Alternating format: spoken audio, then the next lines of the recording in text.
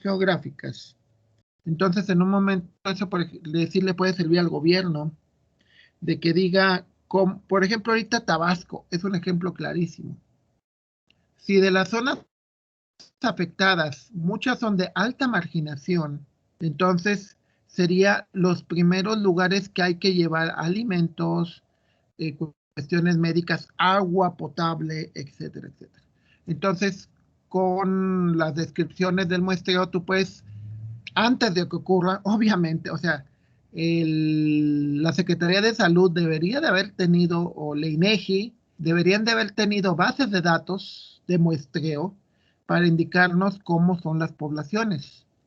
O sea, no es lo mismo que afecte a una zona de un tipo que a de otro. O sea, son, por ejemplo, me contaba mi hermana vive en San Miguel, que hace muchos años San Miguel tuvo una gran inundación, pero como era San Miguel, que hay gente rica y todo eso, pues la gente no ayudó. O sea, no les mandaron este, despensas y todo eso. Al revés, se supone que el sureste, Tabasco, Chiapas, Oaxaca, son zonas muy pobres. Entonces, por eso se supone que necesitan mucha ayuda. Y el estadístico es la proporción. De acuerdo por cada manzana, cuántos niños desnutridos hay. Eso porque es muy importante el muestreo. ¿Van a sacarlo de todos? No, no lo van a sacar de todos porque es carísimo. ¿Qué es lo que hacen? Muestran unas cuantas casas de cada manzana. Y a partir de eso, tú generas tus estimadores. ¿Para qué te sirve? Pues muy fácil. En las manzanas que se estime que hay mayor de número de niños desnutridos, pues mando a la gente de servicios que les lleve despensas. O ahí sí, como se supone que hizo Oaxaca, quitó por ejemplo, ¿qué pasó con la nutrición de los norteamericanos? Los norteamericanos están más desnutridos que hace 50 años. Y no porque sean pobres. Una pregunta, ¿por qué los norteamericanos están más desnutridos que sus antecesores de hace 50 años? ¿Por el estilo de vida o algo así? Y ven qué cochinadas comen. Bueno, yo alguna vez he estado allá y ves de qué tamaño son los desayunos y todo, y comen un montón, pero mucho es comida ya procesada. O sea, es raro que te encuentres cosas naturales como aquí, ¿no? Digo, tú puedes ir al mercado y te puedes comprar el maíz con el que puedes hacer tus tortillas. Y allá no, todo lo tienes que comprar hecho. Entonces, bueno,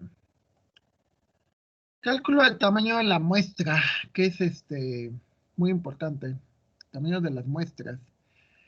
El tamaño de una muestra, si conoces el tamaño de la población completa, son estos parámetros. Ahorita voy a explicar cada uno de ellos. Si no se conoce, bueno, de nuevo, si se conoce, los parámetros son Z, el coeficiente de confianza. ¿Cuánta confianza le tengo Esto se genera por vía tablas, tiene que ver con con la distribución. Lo que se hace es con el valor del 95%. El valor del 95% significa que estoy dispuesto a equivocarme en un 5%. Es decir, de los errores que pueda tener solamente espero un 5%, más de eso no. Por ejemplo, no sé, a ver, algunos de ustedes nada más por cotorreal. Por ejemplo, Ricardo, tu mejor amigo, ¿cuánto sea el nivel de confianza que le tengas? Que no te falle. Un 90%, un 92%, un 50%. ¿Que me escuchan? Bueno, Ricardo creo que tiene problemas. Ok, Velacio, ¿sí estás conectado? Velacio, ¿sí me escuchan? Bueno, ¿quién está conectado? ¿Armando? ¿Pedro? Bueno, Armando parece que sí. Armando, tu mejor amigo, ¿qué tanta confianza le llegas a tener? Un 70% de confianza, 75%. Tanto sí. Hay que No le mantener un confiarías ni a margen. tu novia, ni tu carro, ni lo que tuvieras. Sí, pero pues siempre manteniendo. ¿Cómo? Sí, pero ¿O son bien siempre. gandallas? No, pero pues hay cosas que pueden pasar. Bueno, yo llegué a ir digo, había unos novios que después se casaron, que eran muy amigos míos, y yo llegué a ir al cine con la novia yo solo. O sea, bueno, ya estábamos grandes. Bueno, yo ya tenía 24, 25, ella ya tenía 32. Y bueno, pues había mucha confianza, ¿no? Y decía, pues voy con mi novio, pues ve. Digo, ¿tu relación? Perdón, Doc, es que pensé que estaba prendido el micrófono, estaba hablando sin así, con el micrófono apagado. ¿Cuánto es la más confianza que le tienes a tu mejor amigo? Yo creo que un 85. No, está bien, eso significa que confías más. Sí, no, dices, de 100 veces, ¿cuántas me va a fallar el canijo? Sí, yo creo que, pues, digamos que yo tengo un muestreo más grande, tengo amigos de hace 39 años, entonces, sí, yo también lo estimaría como en un 80%, porque sí, ellos también ya sé dónde, de qué pie cojea, ¿no? Entonces, bueno, primero, este 1,96 ¿de dónde viene? De la distribución de probabilidad normal, y se obtiene con el nivel de confianza que esperamos, ¿sí? Normalmente para este tipo de pruebas, el nivel de confianza, los niveles comunes son 90 y 95, son los más comunes. Para cuestiones más, por ejemplo, de salud o cosas que no pueden fallar, pues el nivel de confianza puede subir hasta 99. SDE es la desviación estándar esperada. Si la desviación estándar es pequeña, entonces nuestro valor de la población puede ser pequeño.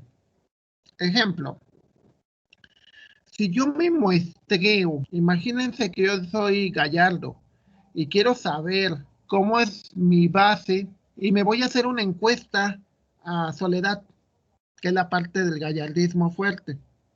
Entonces yo esperaría que la mayor parte, que mi desviación sea poca, porque la mayor parte de la gente va a votar por mí. Entonces mi desviación esperada sería pequeña, ¿sí?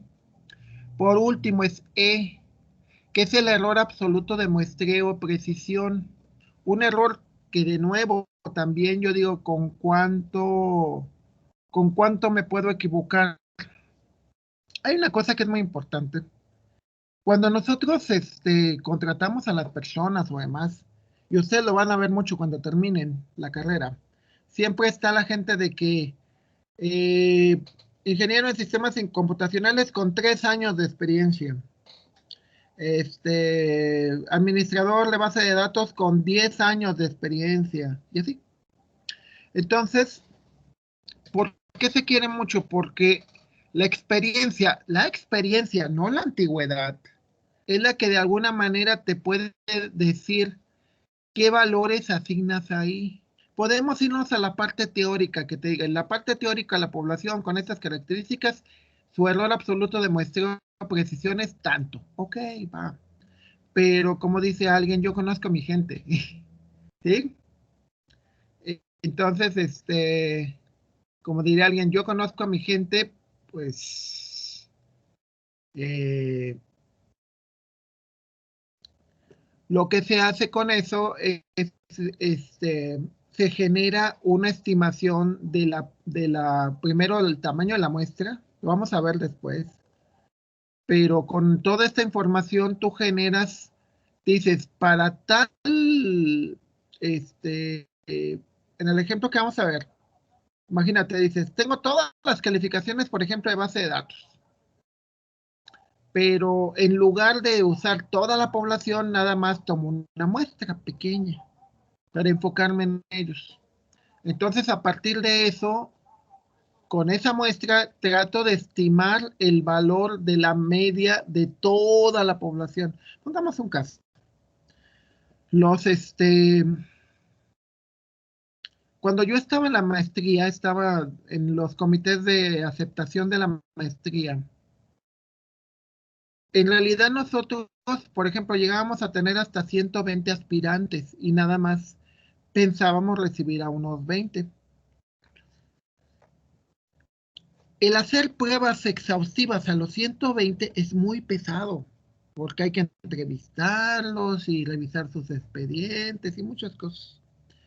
Entonces, muchas veces lo que hacíamos primero es por medio del examen de matemáticas, filtrábamos. Entonces decíamos, de 120 nada más déjame 35, nada más, o 30, 35. Y se van a quedar 18. Entonces hay que eliminar a 17. Ok.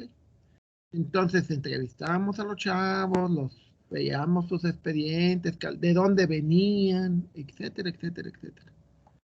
Entonces ya con eso seleccionábamos, o sea, obteníamos nuestro último. Y tú a partir de eso te podías dar cuenta, pues más o menos cómo estaba la situación en el país. Incluso podíamos afirmar de cómo, o sea, si enseñan, por ejemplo, ciertas cosas bien o mal en las licenciaturas, ¿no? Estamos hablando de todas las licenciaturas, no gente en específico. O sea, por ejemplo, les digo, nuestros estudiantes venían, que también era una muestra, venían del norte, llegamos a tener de Chihuahua, Sonora, Tamaulipas, muchos venían del TEC Madero, varios tuvimos del TEC de Mérida, de los TEC de Tuzla, de Minatitlán, etcétera. Entonces, con esta fórmula lo que se pretende es que tú puedas calcular el tamaño de la muestra. Que digas, con este tamaño de la muestra, yo puedo tener una certeza del 95% de que mis estimadores están muy cercanos a los valores reales, lo cual es válido. O sea, dices, no voy a encuestar a todos, voy a encuestar a una parte, pero esa parte mínimo tiene que ser estos. Con estos, yo ya tomaría como certero, como válido. Por ejemplo, aquí te dice, tienes una población de 1,200 estudiantes, pero se decía con un nivel se decía estimar el nivel promedio de PB sérico. Que yo sepa, el PB sérico es qué tan grasoso tienes el cuero cabelludo, creo. Pero bueno, si no lo buscamos por internet, que yo se recuerde, pero bueno, eso era. En el estudio piloto, por ejemplo, puedes saber este valor, ¿para qué servirá? Solamente que te sirva para saber si las personas tienen un determinado PB sérico, si son más sensibles o no a epidemias de piojos o cosas por el estilo, ¿no? En el estudio piloto se encontró que la media, o sea, la media piloto fue 22.3 y la desviación estándar 8.6 microgramos por DL, no sé qué sea. Dice, los investigadores están dispuestos a aceptar un error de 1.5, o sea que del valor que te dé, estás dispuesto a aceptar 1.5 errores en cuanto a la medición, ¿sí? O sea, esto significa que como investigadores dice, bueno, yo soy consciente que puede haber errores por ejemplo, lo que ocurre ahorita con las elecciones. En las elecciones, no nada más en Estados Unidos, sino también aquí, cuando se hacen los conteos en las muestras, no en toda la población, sino en lo que se tiene de muestras, se estima o se define un o un error. Alrededor es del 1%, del 1 al 3%. Eso significa que si los valores de los valores que se encuentran estuvieran muy cercanos, es decir, uno tuviera el 48% y el otro tuviera el 47%, o sea, 48 y 47, entonces declaras un empate técnico. ¿Por qué? Porque sabes que el error puede estar en esos márgenes. Al revés, ¿qué es lo que ocurre ahorita con las elecciones gringas? Por ejemplo, creo que Biden llevaba 290 y tantos y Trump llevaba 220 y tantos. Entonces, si se fijan, una pregunta, ¿ustedes creen que la diferencia que tiene Biden contra la que tiene Trump ya es lo suficientemente grande como para poder afirmar que no hay un error? ¿O todavía creen que puede haber algún error o alguna posibilidad de cambio? Incertidumbre, sobre todo incertidumbre. Se nota que nuestro presidente no sabe de estadística, porque si supiera de estadística, podría ver que ya la diferencia es tal de que no, incluso con un error de una cierta cantidad grande, aún así la posibilidad de que los resultados sean contrarios es muy poca. Una pregunta, ¿ustedes creen que la ventaja que lleva el otro ya sea suficiente, ya le puede ganar Trump todavía? No, No, ya no, ya es puro cuento. Bueno, hay otras razones que no tienen que ver con la estadística, aclarando. Bueno, no, en cierta manera sí. O sea, la razón que estaba oyendo de un analista es una razón muy tonta, pero es muy posible. La razón que está dando es que el candidato perdedor está creando una teoría de la conspiración que le permita mantener esa mentira durante 4 años, de tal manera que se pueda volver a lanzar en 2024. Lo cual, pues no es nuevo. En realidad no es nuevo. Aquí lo vimos 2 veces. sí, igual Aquí con en AMLO. Exacto, en 2006 mantuvo de que le robaron la elección, en 2012 mantuvo lo mismo que le robaron la elección y en 2018 ganó.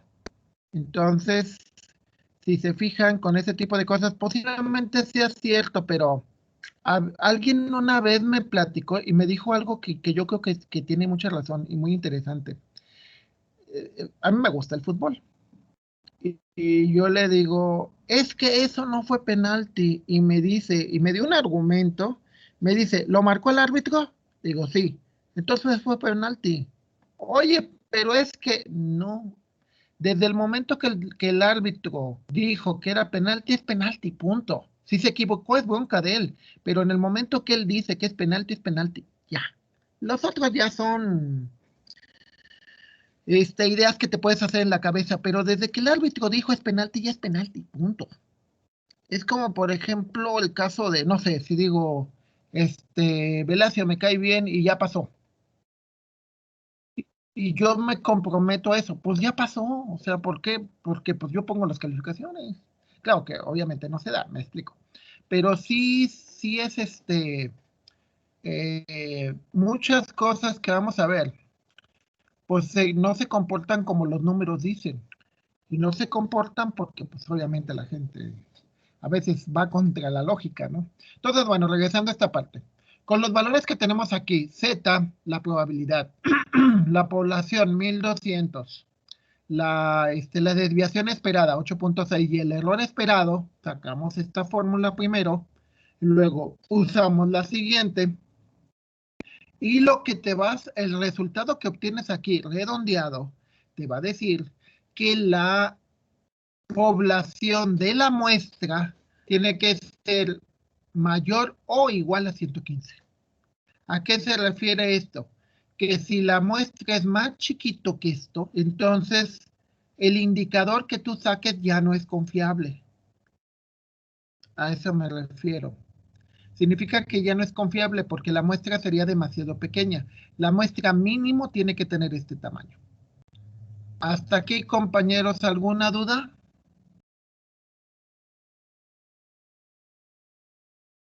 No, profe. Compañeros, ¿alguna duda? ¿Cómo?